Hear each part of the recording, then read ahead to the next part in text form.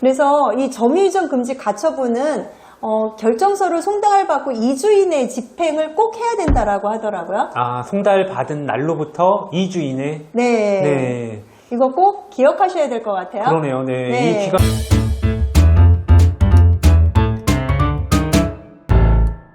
안녕하세요. 벼롱나무 최은수. 조민재 대표입니다. 이전 시간에 명도 소송 절차에 대해서 알아봤는데요. 맞아요. 네. 질문들이 되게 많으시고 관심이 그쵸. 많으셨어요. 네, 저번 시간에 말씀드린 대로 오늘은 건물 명도 청구 소송에서 가장 먼저 진행해야 하는 과정인 부동산 점유 이전 금지 가처분에 대해서 알아보려고 합니다.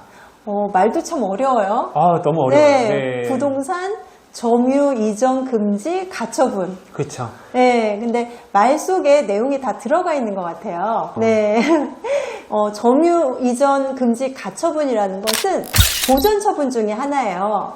향후에 명도 네. 소송에서 승소했을 때 원활하게 강제 집행을 하기 위해서 하는 절차인데요. 그렇죠. 건물주가 임차인을 상대로 건물 명도 소송을 진행하고 있는데 그 소송 도중에 그렇죠. 임차인이 제3자, 네. 자기 친인척이라든가 그렇죠. 아는 지인에게 건물의 점유를 넘겨버리는 일이 있어요. 네, 그렇게 되면 네. 이 절차들이 더 복잡해지고. 또 그 3자에 대해서 또 명도 소송을 또 해야 되는 거죠. 그렇죠. 점유권이 넘어갔기 때문에. 네, 맞습니다.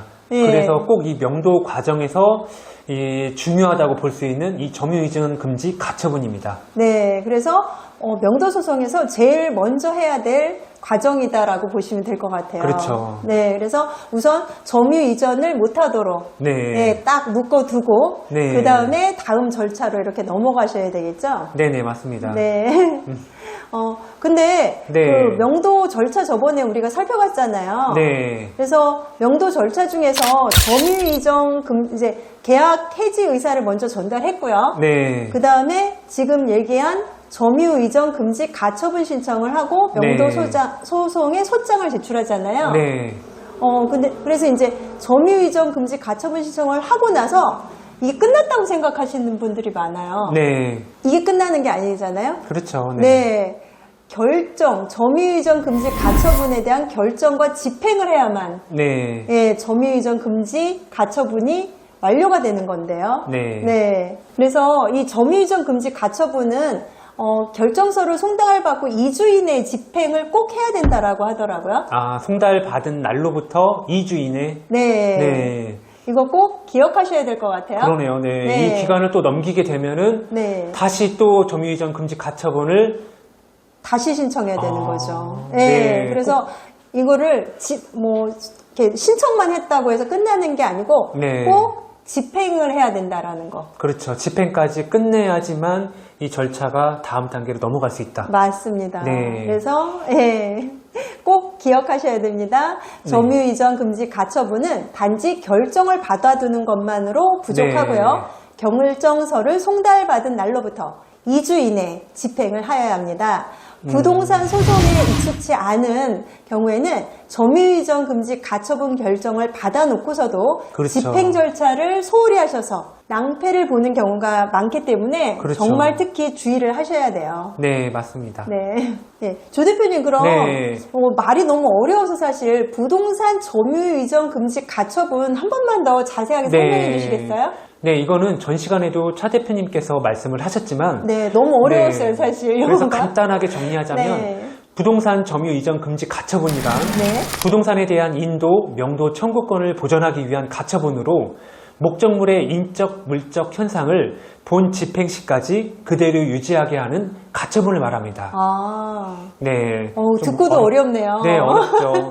하지만 이 네. 명도를 너무 어려워하시는 분들이 많기 때문에 네. 저희들의 지금 이런 영상은 많이 참고하시면 정말 좋을 것 같습니다. 네.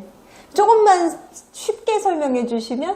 명도 소송을 할 예정이니 위장 세입자나 다른 사람에게 해당 부동산을 넘기지 말고 채권자에게 부동산을 넘기라는 것입니다.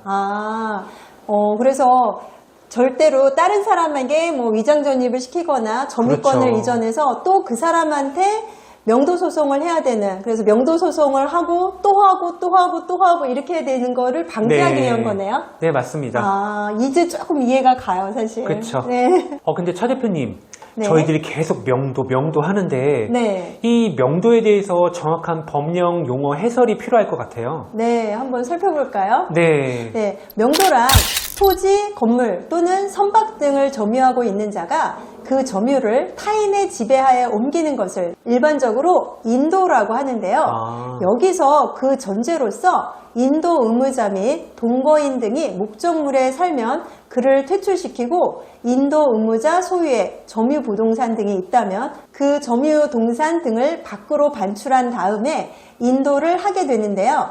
이를 특히 명도라고 합니다. 즉 명도는 네. 주거인을 퇴거시키고 동산을 철거한 뒤에 인도하는 것입니다.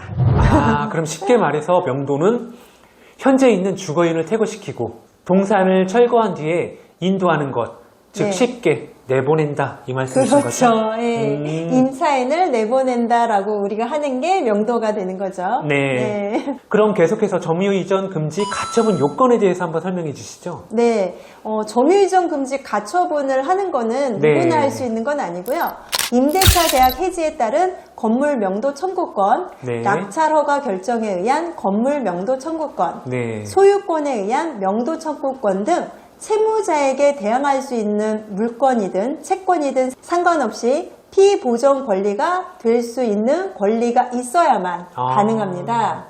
이것도 어려운데요. 네, 용어들이 다 너무 어려워요. 하여간 네. 권리가 있어야 점유이전 금지 가처분을 네. 할 수 있다라고 생각하시면 될 것 같아요. 이렇게 부동산 점유이전 금지 가처분은 목적물의 본 집행까지 채무자가 목적물의 현재의 상태를 그대로 유지하고 점유 명의를 변경하거나 점유를 이전할 우려가 있어 이를 미리 가처분을 해두지 않으면 현재의 상태의 변경으로는 집행 권한을 얻더라도 실행하지 못하거나 이를 실행하는 것이 매우 곤란한 염려가 있는 경우에 인정되게 됩니다.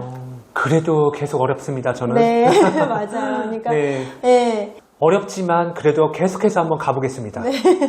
부동산 점유이전 금지 가처분에 대한 절차가 있을 것 같은데 네. 거기에 대해서 순서대로 한번 말씀해 주시죠. 네, 첫 번째 점유 이전 금지 가처분 신청서를 제출하셔야 됩니다. 네. 네, 두 번째 네. 담보 제공 명령 및 점유 이전 금지 가처분 결정을 받으셔야 되고요. 네.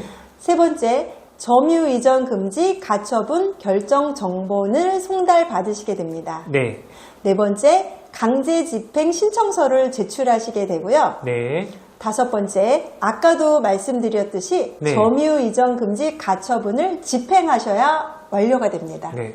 집행을 꼭 해야 되겠네요. 그렇죠. 집행을 꼭 하셔야 됩니다. 네.